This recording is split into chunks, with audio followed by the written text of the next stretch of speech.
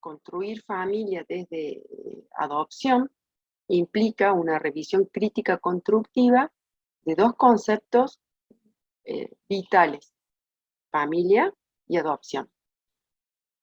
Desde un punto de vista estrictamente técnico, legal, familia es un grupo primario socializador. Esto significa una evolución del concepto en donde, entre otros puntos, ha sido necesario desmitificar la idea romántica de familia. ¿En qué sentido la idea romántica? Aquella que estimulaba el pensamiento de asociar un modelo familiar con una prestación de este modelo familiar. Vamos por lo primero. ¿Qué significa desmitificar un modelo familiar? Ustedes habrán tenido posibilidades de escuchar que ya no se habla de familia o de derecho de familia, se habla de familias y de derecho de familias, porque el modelo familiar se ha desvinculado de un estereotipo concreto de un modelo cultural. ¿Estamos? Entonces, por un lado, familia. No más, ahora es familias. Por otro lado, desmitificar esta asociación directa entre familia y grupo continente saludable.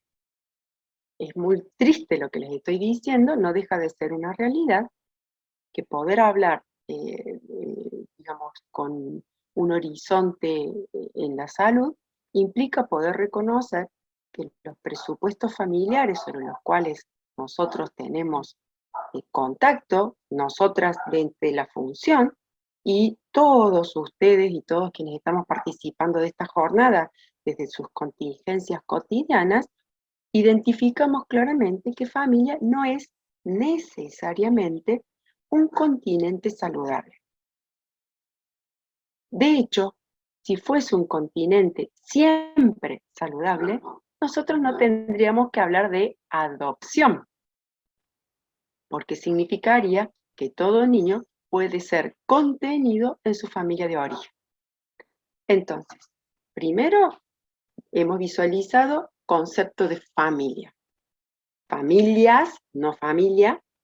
En segundo lugar, estas familias no siempre son saludables. Vamos ahora a pensar el concepto de adopción.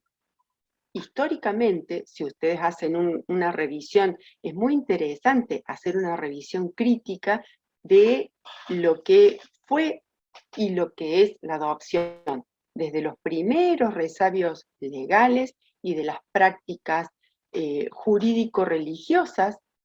¿Qué era la adopción? En los distintos derechos que nos precedieron y que nos nutrieron, derecho romano, derecho español, las religiones que nos nutrieron, la judeo, la cristiana, que son los que nutren nuestra cultura y nuestro derecho. La función de la adopción no estaba posicionada, no estaba visualizada desde las necesidades de quienes eran adoptados. Adopción estaba pensada para satisfacer necesidades políticas, económicas, familiares, religiosas, sucesorias, de equilibrio de poder. Cumplía funciones muy variadas, dentro de las cuales la restitución de derechos, la preservación de los intereses, generarle condiciones saludables de crecimiento a un niño, no estaban visualizadas. Entonces, nuestras raíces legales, nuestras raíces culturales, no tienen en cuenta la institución adoptiva como una institución que tiene como eje al niño. ¿Cuándo se produce este cambio de eje de cuestiones de equilibrio de poder de cuestiones de continuidad de relaciones económicas, sucesorias, equilibrio patrimonial. ¿Cuándo al eje en el niño? ¿Cuándo se produce este cambio de eje? Es relativamente moderno. Nosotros estamos hablando que recién comenzamos a visualizar el niño sujeto de derecho, allá por 1985, es ratificada internamente en la Argentina en 1991, es constitucional la Convención sobre los Derechos del Niño en 1994, la Ley de Promoción y Protección Integral de Derechos del Niño, que es la que lo baja a derecho civil, es del 2006, o sea, dentro de la historia y de la configuración social de la idea de adopción, es novedosa. Entonces, ahora el marco legal considera que la adopción es la culminación del proceso por el que se restituyen los derechos a los niños, niñas y adolescentes que no pudieron tener estos derechos resguardados y promovidos en su familia de origen. ¿Estamos? Entonces, nosotros, una vez que ya hemos visto cómo tenemos que pensar familias, y cómo tenemos que pensar adopción, nosotros ahora tenemos que pensar cómo se construye una familia a partir de la adopción. Y esta construcción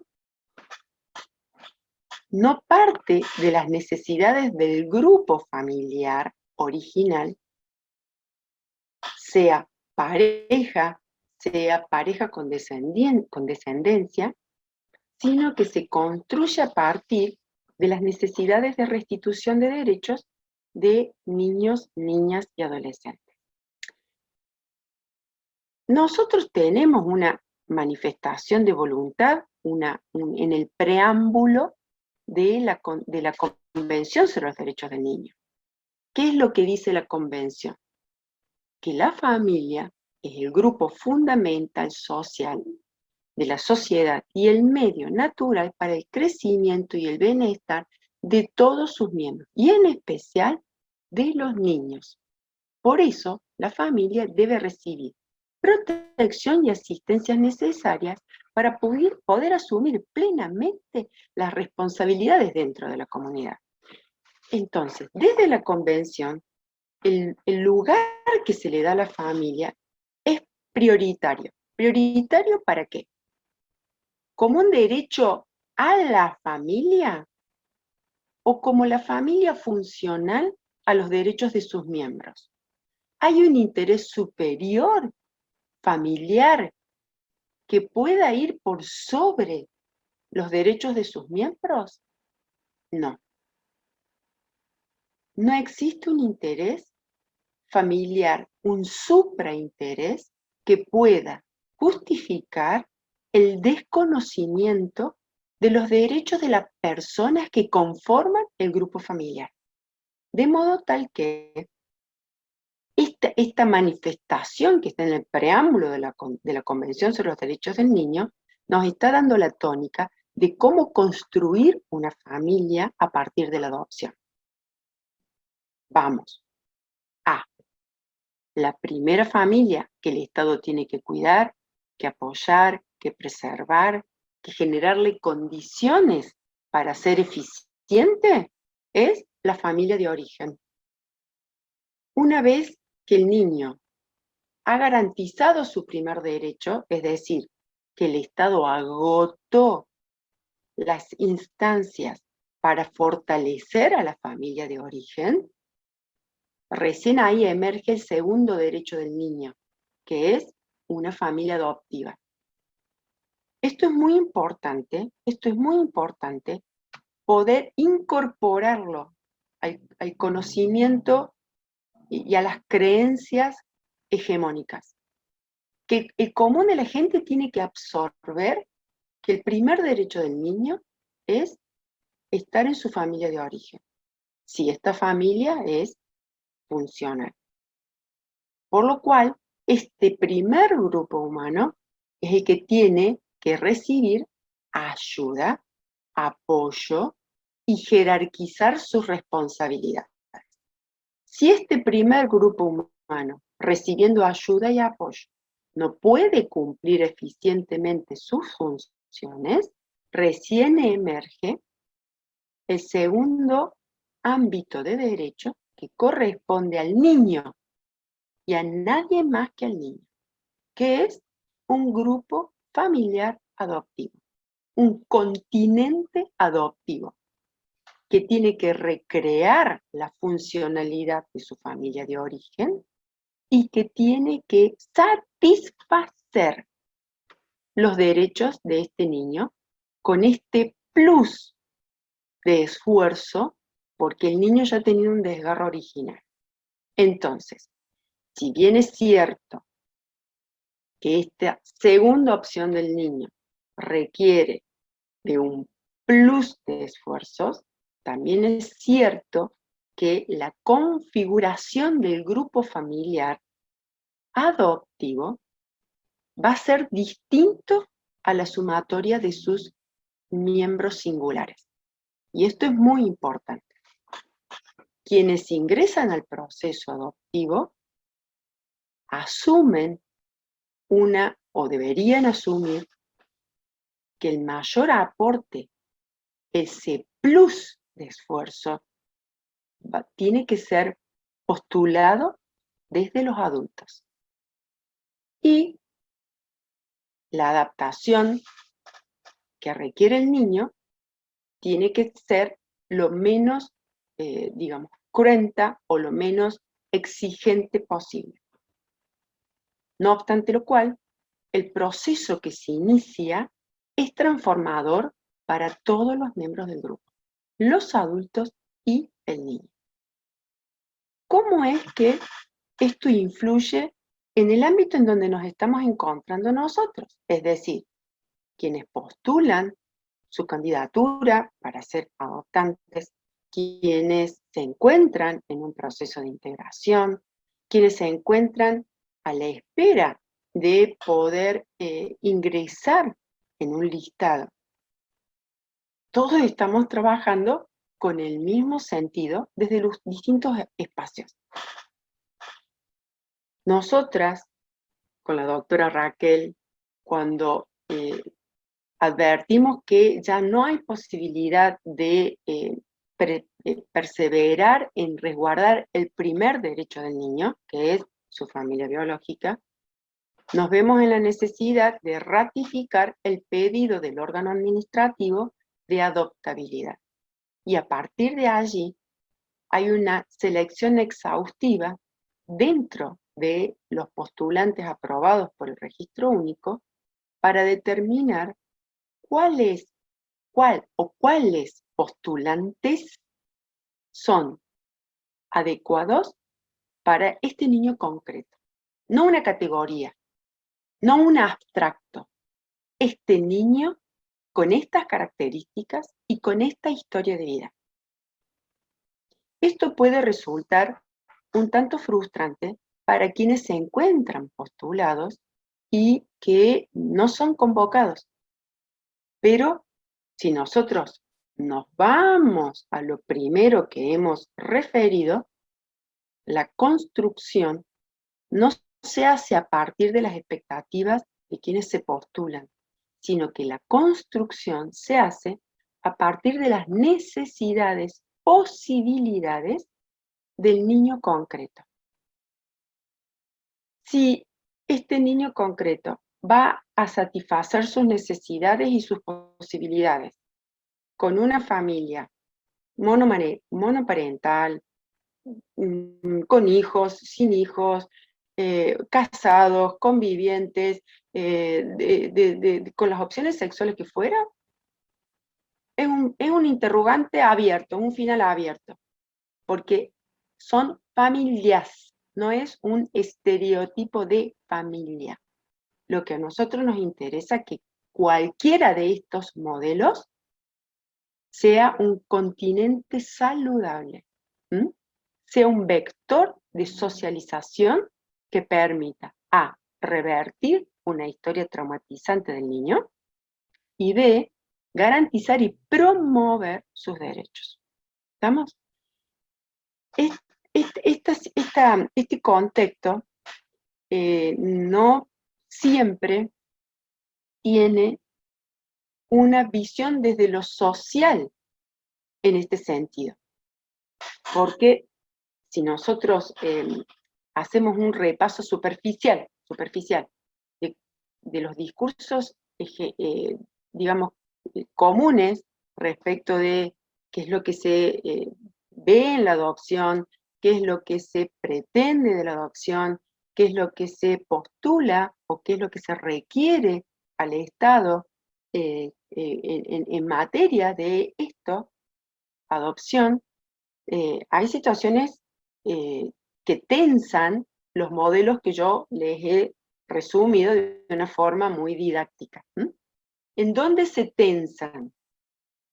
En las postulaciones que hablan de un posicionamiento de adoptantes sin haberle garantizado al niño el primer derecho, que es que el Estado agote los recursos para que pueda ser educado en su familia de origen. Educado y promovido. Esto es muy, muy sensible porque actualmente el código prohíbe las entregas directas. Lo prohíbe.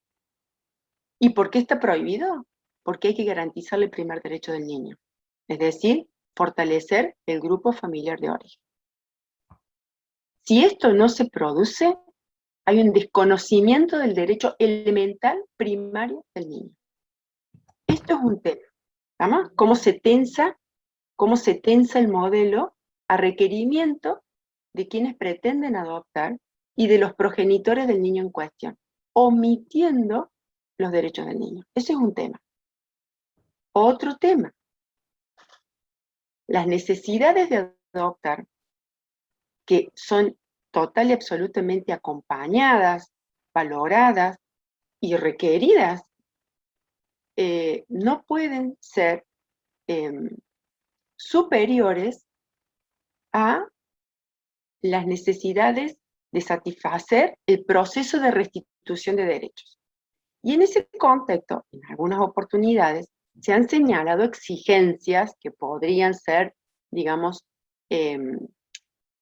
morigeradas, para ponerle un nombre. ¿Cuál es el punto? Nosotros conocemos con la doctora Pérez Martínez, imagínense, conocemos claramente que no todos los progenitores biológicos satisfacen los derechos de los niños ni promueven sus derechos. Justamente estamos trabajando en adopción porque esto ha precipitado abruptamente. Pero una cosa es que la naturaleza genere las posibilidades de asumir la paternidad de una forma deficitaria, y otro, muy distinto, es que después de un proceso de restitución de derechos, no se exijan los mejores perfiles para ser adoptantes. Que también es un tema que genera ciertos ruidos. Lo que quería comentarles a ustedes, lo que me interesaba transmitirles a ustedes, son estas dos cuestiones de construyendo familia a partir de la adopción. Y me encantaría poder recibir las devoluciones y poder tener otras visiones sobre estas propuestas. Así que yo les agradezco enormemente esta escucha, les agradezco enormemente el interés y las posibilidades de poder enriquecernos con los aportes de ustedes. Así que bueno, querida Raquel, te paso el micrófono. Muchas gracias, Mariana. Muy interesante todo lo que contaste, muy interesante y muy rico para todas las personas que están escuchando, entiendo.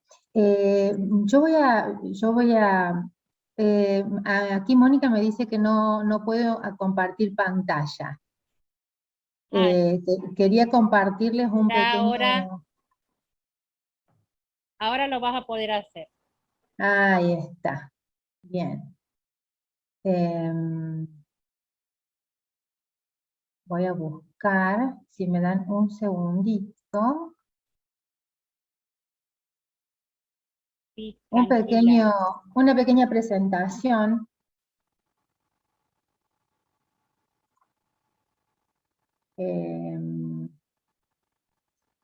No la estoy, a ver, ¿Se ve? ¿se ve? Sí, se ve. Bien, solo que no me habilita a... dime un segundo. Un segundito. Ahora sí, ahí está.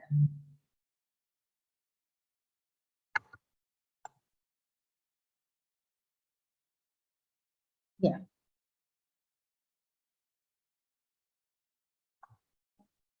Ahí está. Bueno, ¿me escuchan bien? Sí, sí. Bueno, habíamos pensado con la doctora Wallace esta pequeña conversación desde lo jurídico a lo humano. Y en relación a construir familias desde la adopción, es interesante todo lo que nos contó Mariana recién. Yo les voy a contar mi experiencia y mi mirada desde la defensa de los chicos, de las niñas y de los niños en esta cuestión tan delicada como es la adopción.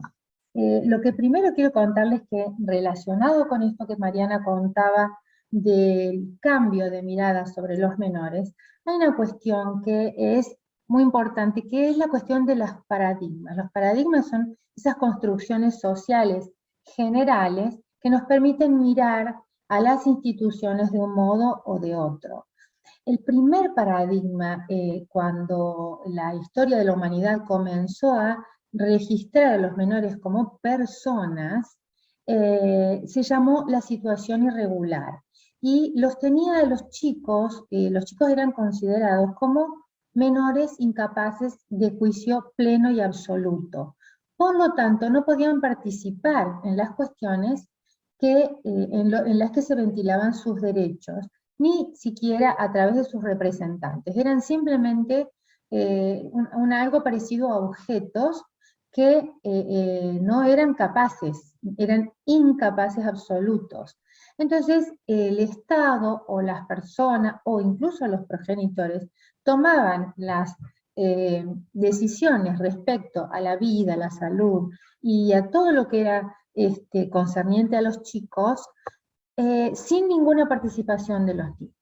Este paradigma se llamó la situación irregular, es decir, chicos que estaban en situación irregular llevaba al Estado a tomar sobre sus hombros la responsabilidad de ponerlos o sacarlos o encarcelarlos, hasta encarcelarlos, cuando estaban faltos de representaciones parentales. Luego, con la irrupción de los feminismos, la década del 50, se comenzó a ver que había gente distinta al hombre masculino, adulto y poderoso, y ahí entramos las mujeres a visibilizarnos, y ahí también visibilizamos entonces a los chicos como personas.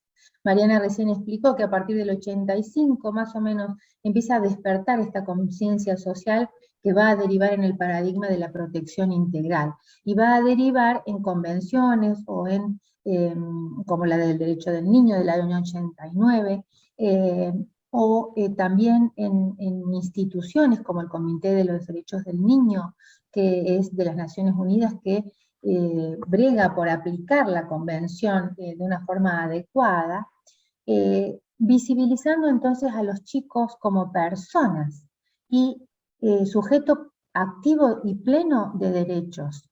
Entonces nos despertamos a una conciencia social en donde verificamos que hay personas en desarrollo que debemos privilegiar sobre aquellas personas que ya hemos sido desarrolladas, que ya estamos cocinadas, digamos. Entonces, esto habla y se abre un panorama distinto dentro de lo que es todo el derecho en general. porque se salta, digamos, a la escena lo que se llama el principio de interés superior. Es decir, el derecho debe interactuar y debe construirse desde una perspectiva de uno de esos derechos como superior que ilumina a todos los demás. Esto tiene que ver con la regulación de las relaciones familiares. Se habla en derecho, en la jerga de derecho, de una constitucionalización del derecho civil, que antes estaba un poquito más alejado de estos pactos internacionales de derechos humanos que humanizan toda la relación familiar y que ponen al niño como sujeto pleno de derechos. La base de toda la construcción de derecho de familias del Código Civil se basa en el principio de igualdad y de no discriminación que está íncito en la naturaleza humana y así lo traslucen los tratados de derechos humanos. Así tenemos que nos encontramos con la nueva ley civil, el nuevo Código Civil y Comercial de la República Argentina, que es un código que se estudia en el mundo. Al grado de humanidad hemos llegado en la Argentina, que es un código modelo. Este código propugna que la capacidad general de todas las personas, incluidas los niños también, está presumida, es decir, partimos de los chicos que eran como maletas, que eran como cosas que seguían a sus padres, o a quienes los cuidaban, a esto de que las personas son, en principio, capaces para algunos actos y bajo alguna supervisión, por supuesto. Y las limitaciones siempre tienen que ser en beneficio de la persona, es decir, todo aquello para que lo que los chicos puntualmente están limitados, siempre es en beneficio de ese niño. Es decir, que es posible que si no fuera en su beneficio, y si pudiéramos demostrar que alguna limitación no fuera en su beneficio, esa limitación debería ser removida de la cuestión legal. Una cuestión importante que está de que en situaciones de conflicto y con los progenitores, los chicos tienen derecho a una asistencia letrada particular. Tal es la configuración del niño sujeto de derechos, que incluso puede contar con un abogado particular que en general se le designa, hasta ahora se le designaba un asesor letrado como nosotros, dentro del Poder Judicial cumplimos ese rol, ahora se va a reglamentar esta ley 10.636 y vamos a tener abogados del niño, abogados particulares propiamente dicho, pero hasta ahora esas asistencias letradas las complementamos con los asesores letrados en funciones. Los jueces desde hace muchos años en Córdoba designan abogados particulares a los chicos con un asesor letrado particular. ¿Para qué? Para garantizarle el derecho a ser oído de la niña o del niño, que es esencial y que debe hacerlo el juez o la jueza que atiende la causa, y para que su opinión sea tenida en cuenta a través de un proceso, de un consejo legal oportuno y adecuado. Otra de las manifestaciones de que esta nueva ley civil ahora está más humanizada y está constitucionalizada es que la adopción, por ejemplo, puede ser iniciada de oficio en determinadas circunstancias y bajo determinadas situaciones. Otra de los hallazgos de esta ley civil es la capacidad progresiva. ¿Qué quiere decir la capacidad progresiva? Fíjense que no dice incapacidad, dice capacidad. Así está considerado el menor de edad. Tiene una capacidad de por sí, por ser persona, pero es progresiva para determinados actos y para determinadas funciones. Pero el principio general es que los niños y las niñas ejercen sus derechos. ¿Por qué los tienen? Lo hacen en principio a través de sus representantes legales, sean padres biológicos, sean padres adoptivos, sean guardadores, o sean cualquier otra figura, como la tutoría legal para chicos en conflicto con la ley penal, que están bajo la mirada de la ley de egreso para jóvenes sin cuidados parentales. Pero siempre los chicos tienen sus derechos garantizados. La capacidad y la posibilidad de ejercer esos derechos está garantizada por la ley civil. En tanto y en cuanto los chicos tengan una edad y un grado de madurez suficiente, puede ejecutar o puede ejercer actos por sí misma o por sí mismo. Por ejemplo, la autonomía sobre su propio cuerpo. Dice la ley civil que entre los 13 años y los 16, los chicos pueden decidir sobre procedimientos no invasivos y que no comprometan la vida o la integridad psicofísica de la persona.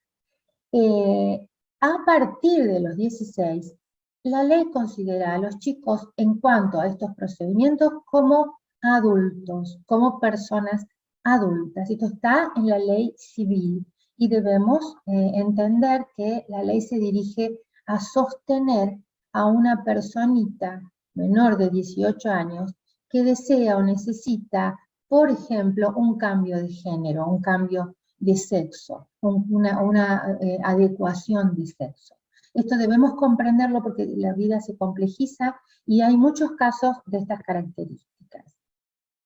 Este principio mentado del interés superior del niño quiere decir esto que está acá en la pantalla, que el niño siempre es prioridad, debe ser prioridad, tanto para las autoridades administrativas o para los tribunales de justicia, en toda consideración, en toda medida que se tome. Tiene que haber una consideración especial, primordial, prioritaria del interés del niño concreto, como recién decía la doctora Wallace, este niño concreto, ya vamos a ver cómo. El niño debe ser garantizado en la máxima satisfacción integral y simultánea, es decir, todos y al mismo tiempo, derechos y garantías que están reconocidos en la ley y los que además pudieran reconocerse en el futuro. Es decir, porque la vida se complejiza y, como digo, vamos asistiendo a nuevas cuestiones. Sin ir más lejos, ¿quién nos hubiera dicho que íbamos a pasar por una circunstancia como la del COVID-19? Con cortes, digamos, de relaciones personales tan abruptos como los que nos pasó con el 2019. Es decir, la vida trae muchos desafíos y la ley tiene que estar a la altura de ellos. ¿Por qué? Porque los chicos son sujetos portadores de derechos y sujetos portadores de derechos en forma activa, no una cuestión simplemente para poner en un cuadrito. Tienen que ejercitar los derechos que tienen. A ser oído no es solamente un derecho judicial, no es solamente un derecho que tiene que garantizar el juez. Ojo con esto. El derecho a ser oído tiene que estar garantizado en el seno familiar.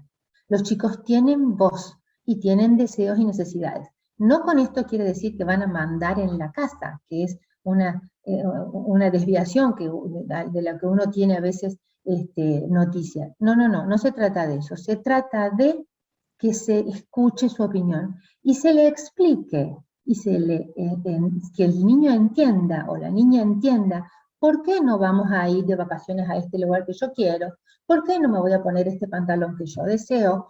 Es decir, cada uno de las necesidades y de los deseos de los chicos tienen que ser respondidos por quienes están a cargo de ellos. Esto es un aspecto del derecho a ser oído que no se tiene muy en cuenta o del que no se habla mucho, pero hace a la vida familiar, a la íntima vida familiar, y es muy importante que se comprenda. Este derecho a ser oído de los chicos no es solamente para los jueces, es también para los progenitores, biológicos o adoptivos o guardadores, o cualquiera sea la calidad en la cual uno está cuidando la preciosa vida de una niña o de un niño. Porque tenemos que garantizarle un pleno desarrollo normal, personal, normal en el sentido de que ya se está desvirtuando esta normalidad porque atendemos cosas cada vez más diferentes, que no dejan de ser por eso recalificadoras de este concepto de la normalidad, que no es el que nosotros habíamos entendido unos años antes, ¿no es cierto? Eh, las convenciones de derechos humanos, sin embargo, fíjense que garantizan un equilibrio entre los derechos y las garantías de los chicos y de las personas menores de edad en general, y el bien común. Tampoco no está reñida con una concepción general de sociedad como todos sujetos activos de derecho. Simplemente lo que se está queriendo decir desde las convenciones es que los chicos siempre tienen que estar primero.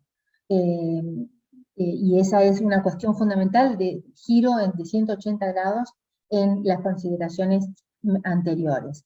Un ejemplo de esto es el consentimiento de la persona pretensa adoptanda. Es una cuestión o es una institución que salta, que se toma del derecho, digamos, de la salud. El objetivo es lograr un vínculo más humanizado entre un juez y una niña o un niño o una jueza, ¿sí? Tiene que ver con el consentimiento informado que vemos en la salud y que escuchamos en la salud. Pero antes, recordemos que no tenía ninguna participación, que no se les preguntaba a los chicos si por casualidad deseaban, por ejemplo, ser adoptados por esta familia guardadora. Para promover su participación, para ejecutar y para ejercer el derecho a ser oído y a que su opinión sea tenida en cuenta, que es un derecho personalísimo, tenemos este consentimiento de la persona pretensa adoptanda a partir de los 10 años de edad, sin perjuicio de lo cual, este es un derecho legal, pero las juezas, muchas de las juezas que actúan, que yo he visto actuar en temas de adopción, aunque los chicos son más chiquitos que 10 años, que es la manda legal, no obstante le preguntan, ¿te gusta estar acá? ¿Querés ser adoptado por estas personas? Porque se trata de un derecho muy personal, muy personalísimo. Se llaman así, derechos personalísimos en materia legal. La diferencia con el derecho a ser oído simple y sencillo que acabamos de explicar es que el consentimiento del pretenso adoptante, adoptando o adoptanda, es vinculante para el juez. No hay ninguna posibilidad de que la adopción se lleve a cabo si el adoptando o la adoptanda no prestan su consentimiento expreso, se lo tienen que decir a la jueza en su persona. Esto se asienta sobre 4 ejes. Como niño sujeto de derechos, o como niña sujeto de derechos, el interés superior del niño, el principio de la autonomía progresiva y el derecho a ser oído. Esta amalgama de estos 4 derechos confluye en el consentimiento legal necesario. La adopción, recuerden, como decía recién la doctora Wallace, es una institución jurídica que protege el derecho de los chicos, de los niños y de las niñas a vivir y desarrollarse en una familia amorosa y continente, porque su familia de origen no pudo hacerlo. Entonces, estamos hablando de que incluso podríamos los niños, a través de su representación letrada, podríamos encontrarnos con que los niños pudieran ejercitar ese derecho independientemente de que los padres o los guardadores o que los cuidadores todavía no hubieran ejercitado ese derecho. No estamos hablando de contradicción de intereses, sino simplemente de permitirle al menor de expresar este derecho que tiene de ser oído y de que su opinión sea tenida en cuenta. ¿Por qué? Porque la naturaleza del vínculo adoptivo no es unilateral, es bilateral, es dialógica, es doble vía, va y vuelve, es una construcción conjunta de un niño o una niña y de los pretensos adoptantes o la pretensa o el pretenso adoptante, o que puede ser en esta ley también uno solo. No debe ser una imposición, no debe ser un estado de necesidad frente a la orfandad o frente a la imposibilidad de procrear. Tiene que ser un vínculo, tiene que ser un bond, como dicen los ingleses, tiene que ser un lazo. Si ese lazo no se amalgama, entonces pues esa adopción no puede prosperar. Quiero contarles un par de casitos muy interesantes que han tenido lugar en Córdoba. El primero es la adopción pluriparental. ¿A qué se refiere esto? Había otras adopciones pluriparentales en la Argentina, pero se trataban de personas que habían recurrido a técnicas de fertilización humana asistida, y por lo tanto entonces había pues un progenitor biológico porque había aportado el esperma o el óvulo. Había entonces, incluso ahora están habiendo estas técnicas se están aplicando en vientres sustitutos, como ahora hace muy poquito ha salido una sentencia en tal sentido, una gestación por sustitución. Es decir, en todos estos casos de técnicas de reproducción humana asistida, había en algunos casos adopciones pluriparentales. Pero este es un caso muy particular.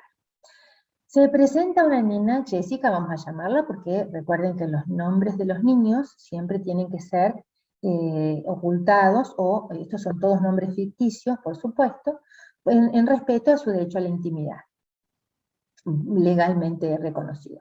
Se presenta Jessica, que tiene 8 años, se sienta en mi escritorio y me dice, yo te quiero decir que yo tengo 2 papás. Tengo un papá Sergio y un papá José. Sí, bueno, le digo yo, bien bárbaro, pensando en que, bueno, me hablaba del biológico. No, yo quiero tener 2 papás y una mamá. Porque mi papá José me lleva al colegio, me da de comer, me peina, me hace unas trenzas divinas. Y mi papá Sergio es camionero. Y Sergio va a trabajar y trae un montón de plata y nos ayuda a todos. Y entonces pudimos comprar la bici y pudimos irnos de vacaciones. Entonces la cuestión estaba planteada. Yo quiero ser hija de Laura, de José y de Sergio. Y nos encontramos con un problema. Es decir, hay una regla en la ley civil que dice que ninguna persona puede tener más de 2 vínculos filiales, cualquiera sea la naturaleza de la filiación, por técnicas por TRA, HA, es decir, técnicas de reproducción humana asistida, o bien por biológico, por lo que sea. La ley es clara en ese sentido. ¿A qué se dirige esto? A proteger esta institución tan íntima y no que tampoco se desvirtúe en una adopción de 10 personas, digamos, por decir.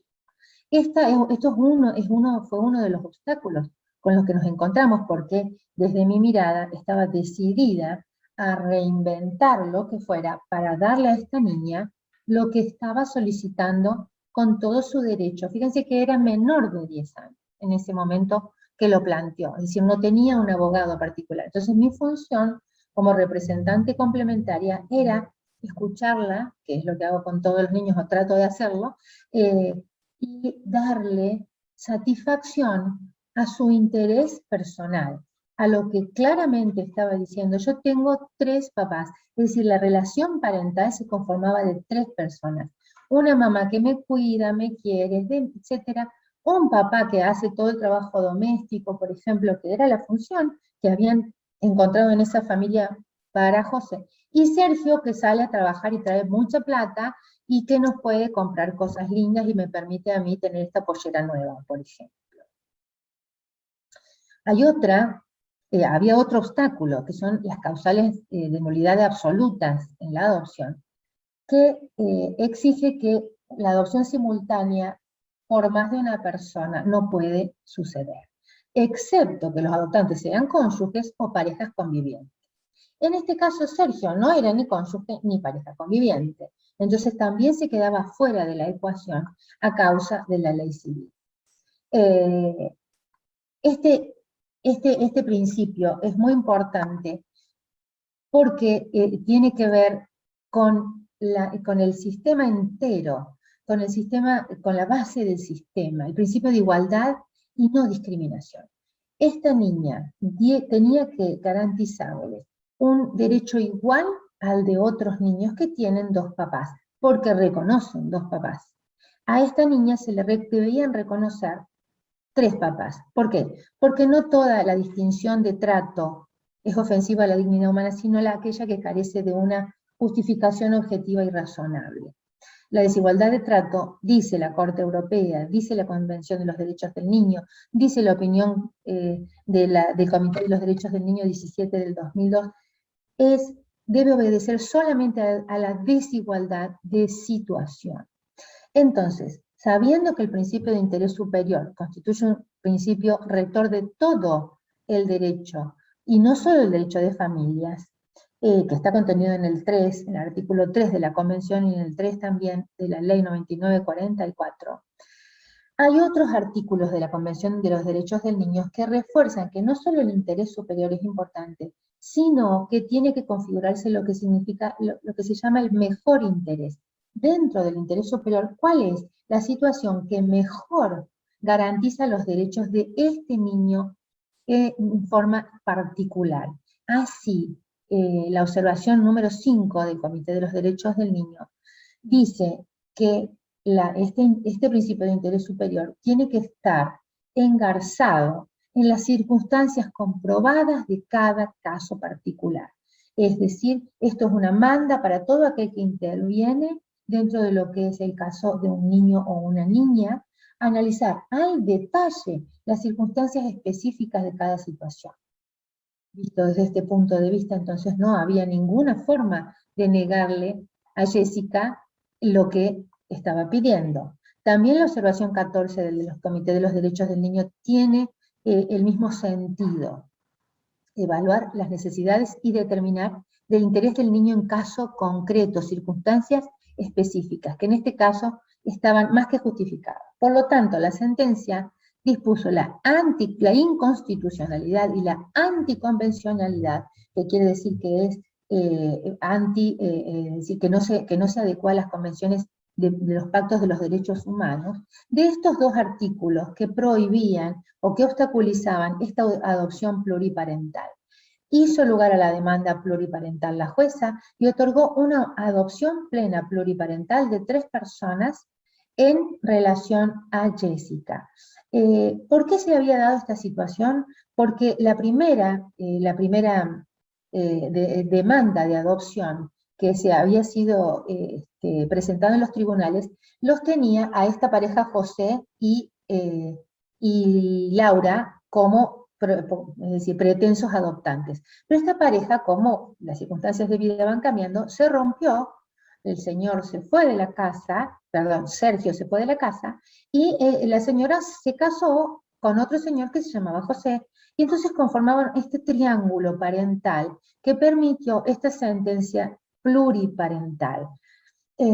También la niña pidió cambiar su nombre porque no se reconocía con el nombre de Jessica porque le hacía acordar a una fábrica de muñecas, por el de Clara. Entonces la sentencia escuchó su voz y le cambió el nombre porque ella no estaba, es decir, no se hace sin motivo alguno, se hace con motivo justificado. En todos sus amigos y sus parientes adoptivos, digamos, o pretensos adoptivos, la identificaban con nombre de Clara. Por lo tanto, la sentencia salió con el nombre de Clara y con 3 apellidos de las 3 personas que integraban el triángulo adoptivo. En la justicia hay lo que se llama el Comité de Lenguaje Claro y Lectura Fácil, que es muy importante porque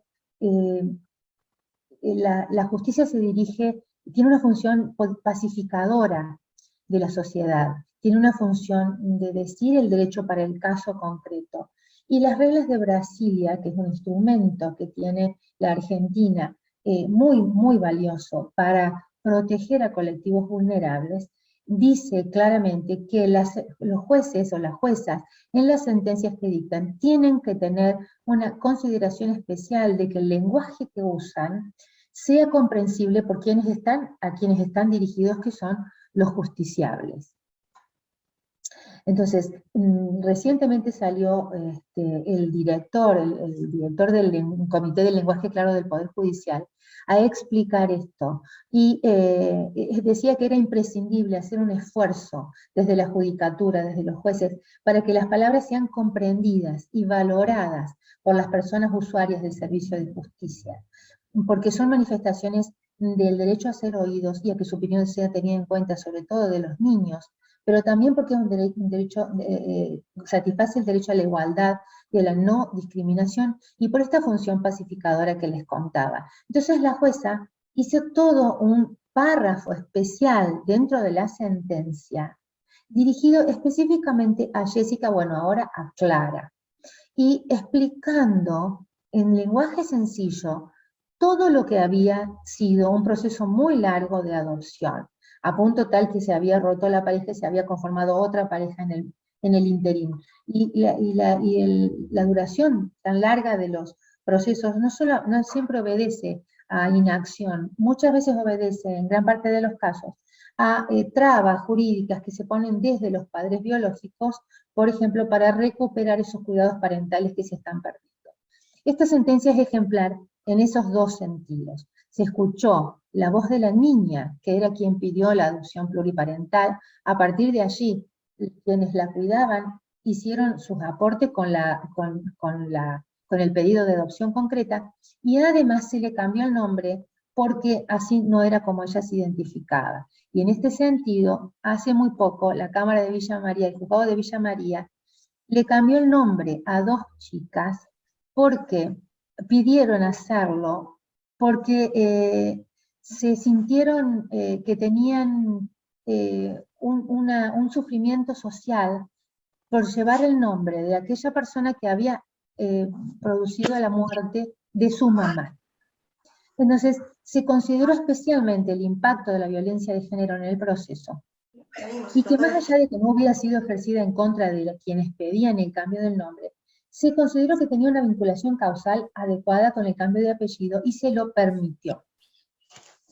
Y como una acción que también tienen que hacer las juezas y los jueces, en el marco de la Constitución Nacional, que permite y que alienta a lo que se llaman medidas de acción positiva, que son todas aquellas medidas que hacen las juezas y los jueces para tratar de reparar en alguna medida lo que ha sido roto por o por la situación, o por el abandono, o por el delito, por lo que sea.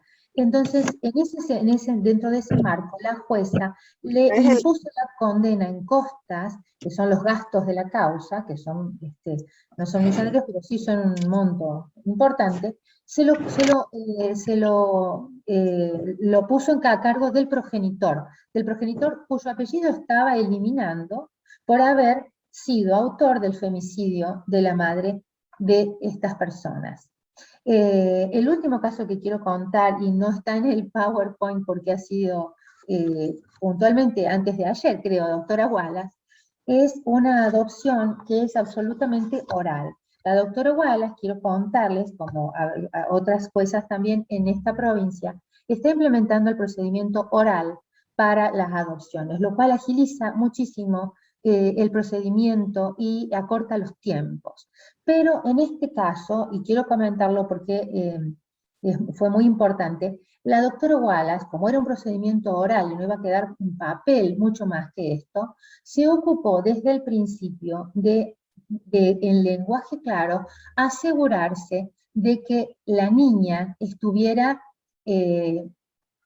consciente y comprendiera todo lo que decían las personas adultas, y que la niña entendiera de qué se trataba todo esto, de qué se trataba lo que estaba viviendo en carne propia.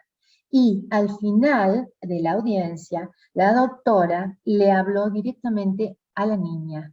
Con palabras sencillas y concretas, le explicó que estaba siendo adoptada y que de allí se iba con su nombre nuevo, con su mamá nueva y con su papá nuevo. Fue muy importante, fue muy interesante. Es la idea que todas las juezas y todos los jueces puedan aplicar esta oralidad, que es un derecho fundamental de los chicos, de entender de qué se trata todo lo que estamos viviendo, lo que se está poniendo en juego, y de participar como sujeto pleno de derechos de lo que es ni más ni menos que la constitución de su personalidad, con un nombre y con un emplazamiento familiar que le va a permitir ejercitar todos los otros derechos que la ley le reconoce o no, en el peor de los casos. Bueno, hasta aquí llega mi intervención, espero no haber sido muy larga. Les agradezco mucho la escucha, les agradezco mucho la participación, y si hay alguna pregunta, la contestamos. Raquel, perdón. No sé si has podido salir de compartir pantalla. Ah, está, Ahí ahí está. está. Ahora sí. Perdón, perdón. Estas No, no. cosas de la tecnología Es que nos cuentan pensé a que los era yo viejitos. nada más. No, Bueno, perdón, perdón. muchísimas gracias. Hay, creo, preguntas en el chat. Eh, Chicos, si ustedes lo pueden leer. Sí, sí hay un comentario. Dice Cristina, Raquel mencionó la adopción de oficio. ¿En qué caso se da y cómo procede el juez en este proceso?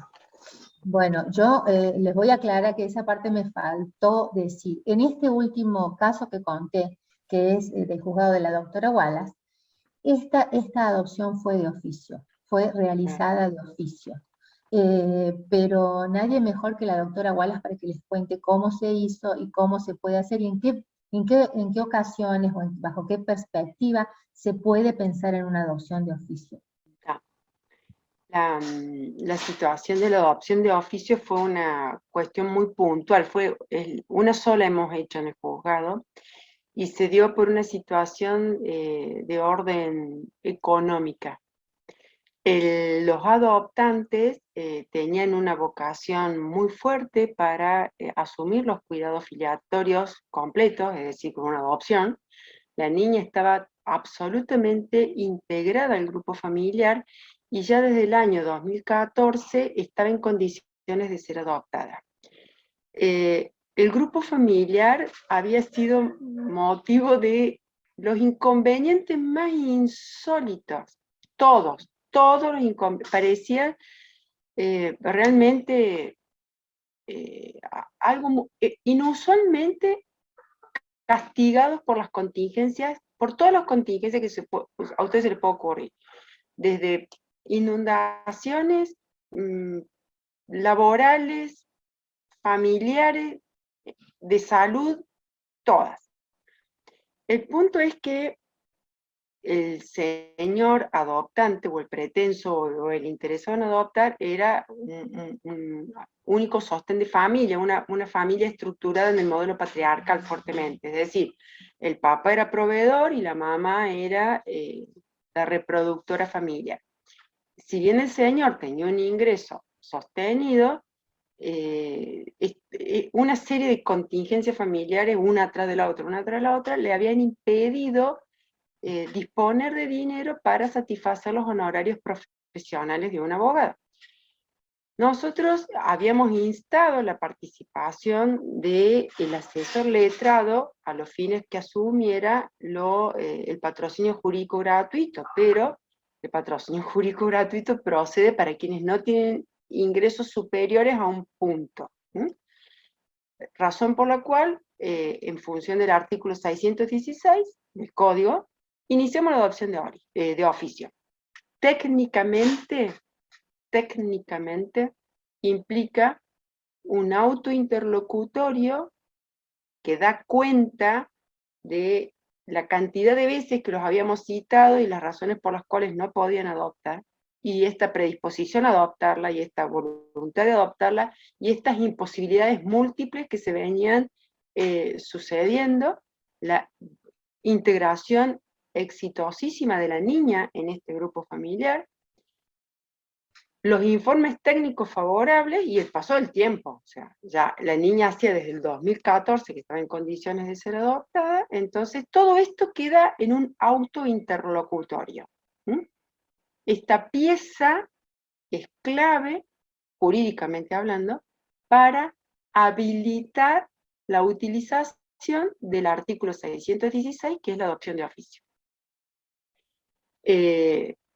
En vez de haber una demanda de adopción, hay una instancia desde el juzgado, a la cual ni la asesora, que es la doctora Malvina Maffini, del 9º turno, de la asesoría de niñez, adolescencia, violencia familiar y género, ni la fiscal de cámara, que es la doctora Yure, porque este proceso tiene que superar todas las instancias, porque si nosotros hacemos un proceso que nos guste, puede ser un proceso nulo, y estamos perjudicando al niño. porque el día de mañana viene alguien interesado en la herencia de los padres adoptivos, ataca el proceso de nulidad, corre al adoptado como heredero, y nosotros queriéndole hacer un favor, lo que estamos haciendo, queriendo garantizarle los derechos, lo que estamos haciendo es sepultarlo.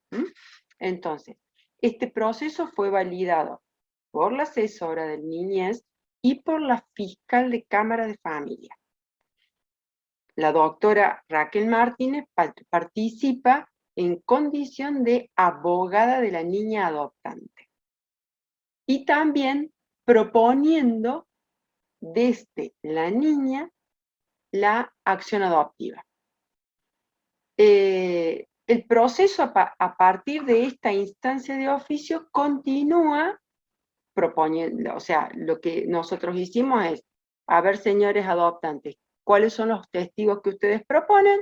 El resto nos tienen que traer ingresos, condición de salud, antecedentes penales, etcétera, etcétera, etcétera. Se ofició al registro único, al equipo técnico de adopción, y completamos toda la prueba que era necesaria, y finalizamos con la audiencia de vista de causa, en donde las partes, en vez de ratificar demanda, manifestaron que sí, que querían ser adoptantes.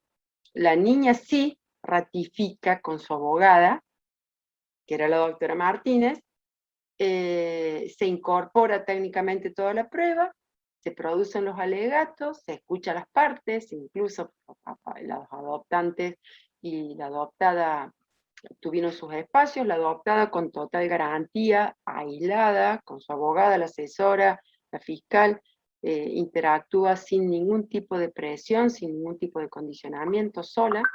Los hermanitos también, doctora, los hermanitos. Escucharon a los hijos biológicos de los adoptantes, se incorporaron porque tienen que dar su visión de esta adopción, no constituyen el acto adoptivo, pero sí tienen que ser escuchados. Entonces, bueno, fue todo un contexto en donde se garantizaron el niño como sujeto de derecho, los hijos biológicos de los adoptantes también participaron, y digamos, con todas las garantías, porque nosotros somos garantes de derechos, y dentro de esos garantes de derechos tenemos que hacer un proceso que sea válido también, porque si no, no hay adopción válida. Son muchos los aspectos que hay que responder, y ha sido realmente conmovedor, porque esta niña ella decía los papeles, que quería los papeles. Bueno, se pudo suplir estos obstáculos que no eran desde la voluntariedad, desde la integrativa, sino que eran obstáculos económicos. Entonces se inicia de oficio, y ayer sábado fue la audiencia de vista de causa, y estábamos todos muy contentos porque se pudo lograr un proceso válido en estos contextos. Yo le podría hacer un señalamiento de cuáles han sido los derechos de fondo, los derechos procesales y las prácticas que se materializaron, y que son nuestro norte. No sé si sería de interés en una charla de estas características, pero se respetaron todos. Y bueno, altísimamente constructivo, porque una audiencia de estas características es, en mi concepto, es performativa. ¿Estamos? Quienes participan de esa audiencia participan de un acto performativo, no egresan en las mismas condiciones. Ustedes piensen que cuando yo digo, cuando leo el resuelvo, estoy en ese momento, estoy generando un vínculo adoptivo con palabras. Está constituyéndolo. Es un acto constitutivo, es performativo y constituyo. Y yo le digo, mira, lo que vos vas a escuchar, cuando vos empieces a escuchar, vas a hacer fulana, fulana, fulana. Y cuando vos terminas de escuchar, vas a hacer fulana, fulana, que es lo que vos me pediste ser. Es realmente muy fuerte, es muy fuerte. y los niños están Exacto.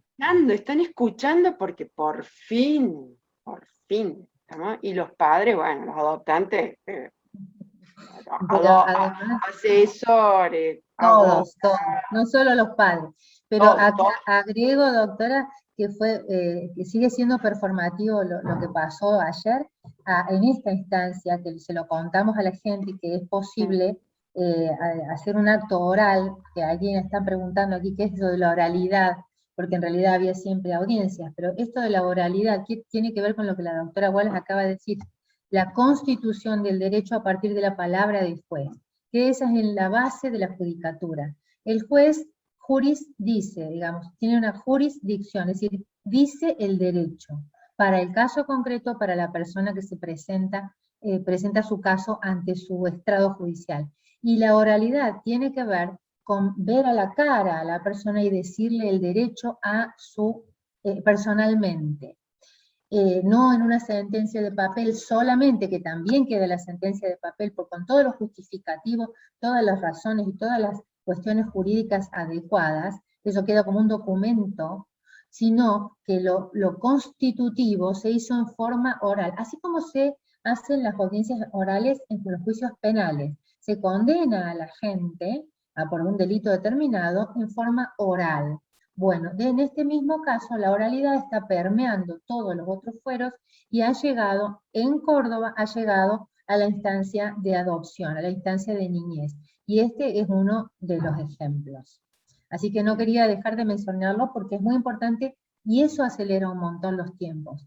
En la audiencia de ayer, por ejemplo, se tomaron todos los testimonios, se abrió la audiencia, se tomaron los testimonios, se incorporó la prueba y la jueza dictó sentencia. Eso es un juicio oral. Todo en el mismo lugar, todo en la misma ocasión, bajo la misma mirada y en el mismo tiempo. Tiene que ver con la inmediación, tiene que ver con la personalidad. Bueno, yo como una nota personal les cuento que mi clienta se sintió tan protagonista que todo el tiempo estaba con su carita frente a la cámara. Era muy tierno verla y la sonrisa. Sí, estaba así. Todo el tiempo participando de su propia adopción. Y eso, para los chicos, tiene un valor emocional, un valor social, un valor de asentamiento, digamos, de la personalidad, que es realmente incalculable.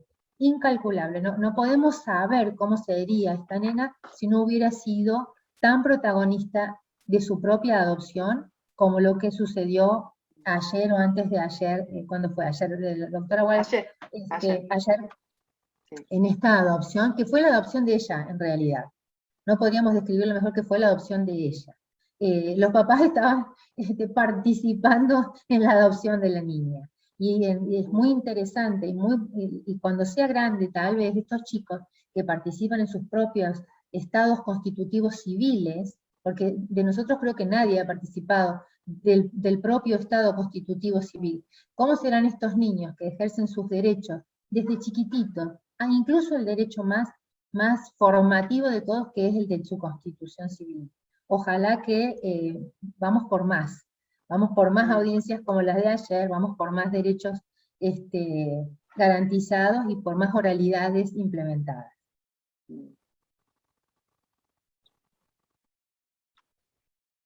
Chicos, no sé, creo que hay algunos otros comentarios en el chat, ¿puede ser? Sí, a ver.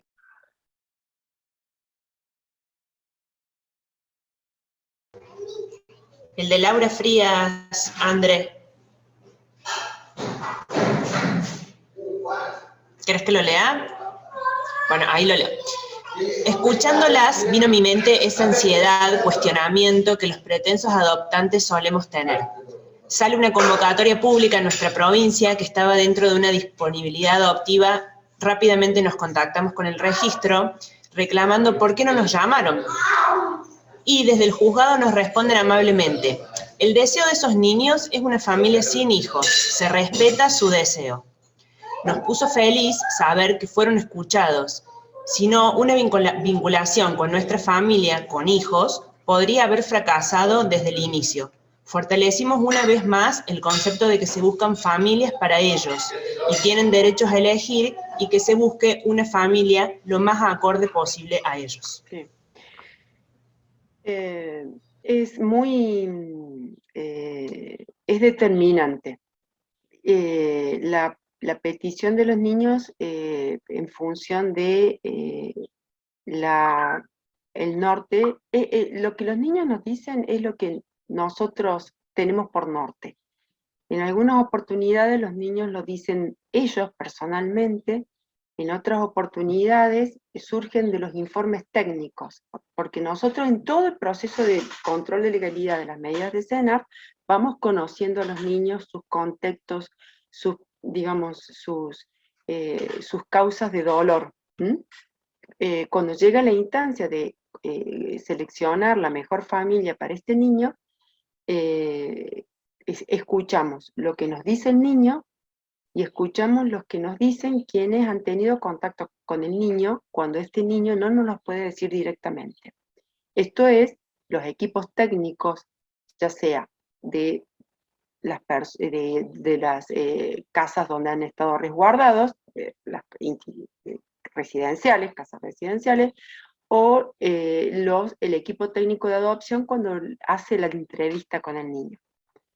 En algunas oportunidades tenemos la posibilidad de ser ilustrados por los propios niños. En otras oportunidades, a través de los equipos técnicos. Pero es claro que es determinante. Es determinante. Es más, en algunas oportunidades los niños nos dicen: yo entiendo que no puedo estar con mi progenitora, yo entiendo que no puedo estar con mi progenitor, entiendo que no puedo volver a mi familia de origen, parientes, pero tampoco quiero ser adoptada. En este momento no.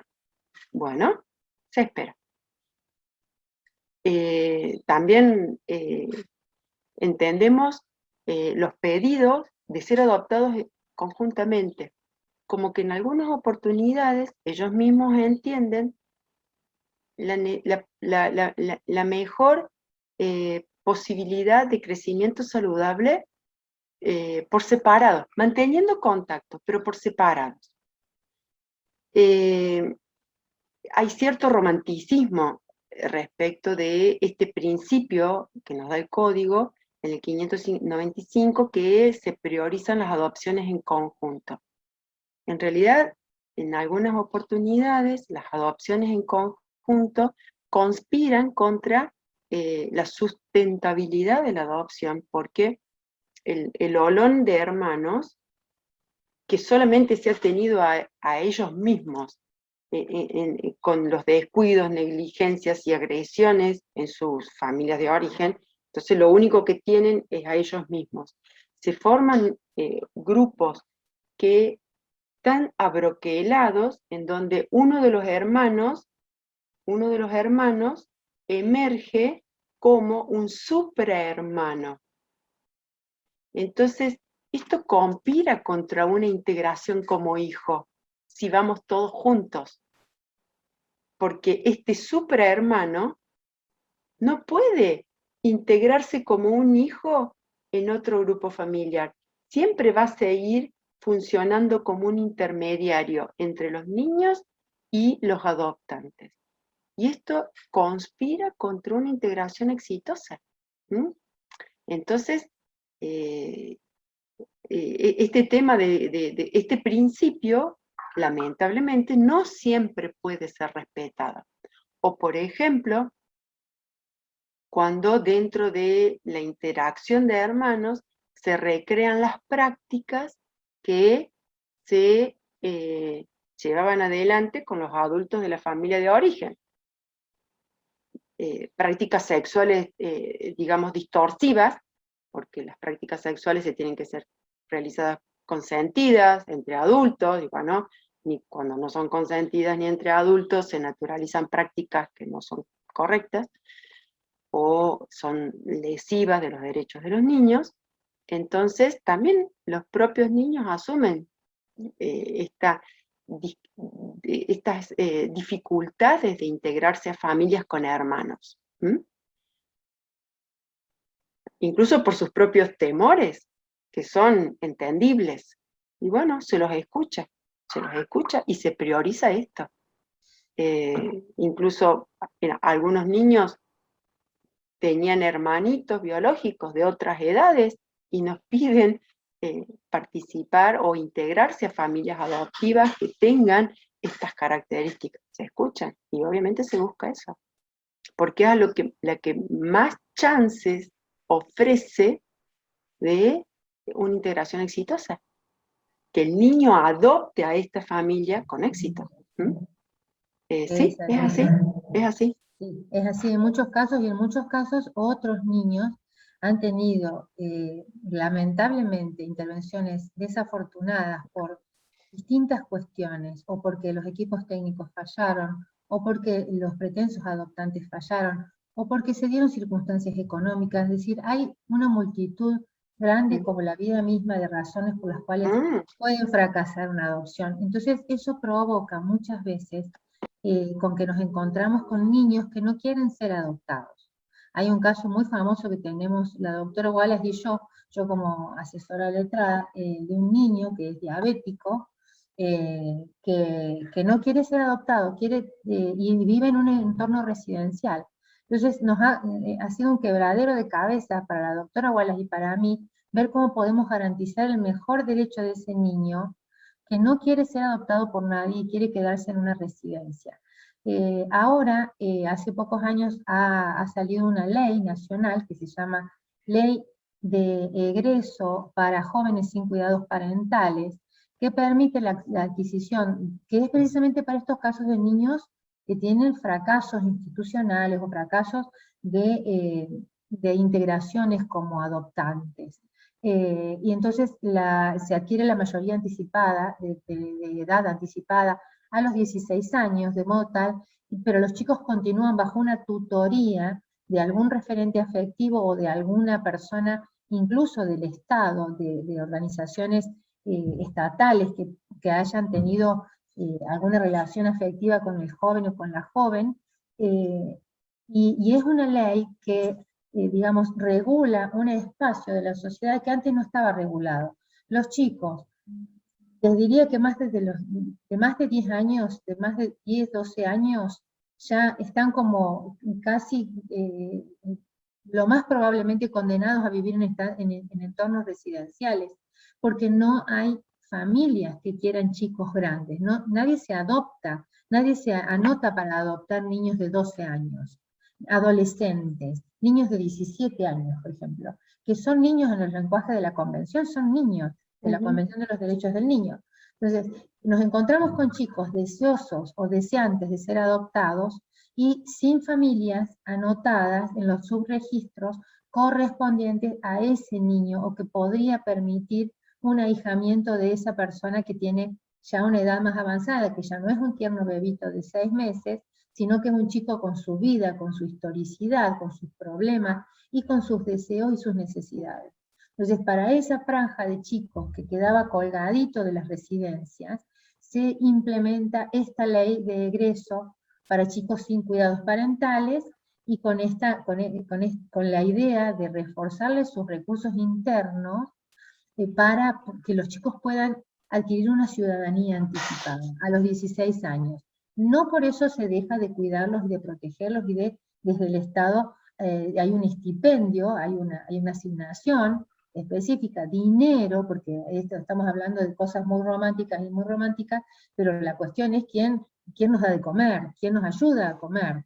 Entonces, hay un estipendio para aquella persona tutora dirigida a esta persona que era la vieja emancipación, digamos así, que es una suerte de emancipación, en un entorno residencial.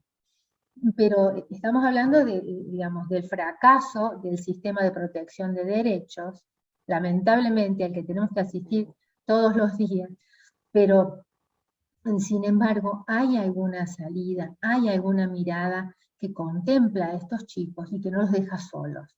Si se trata de que los chicos en toda su vida de niñez, no estén solos, o estén bajo el cuidado de una familia amorosa y continente, propia o adoptada, o bien con esta otra tercera opción, que bueno, que está ahora es posible gracias a la ley de egreso que les contaba.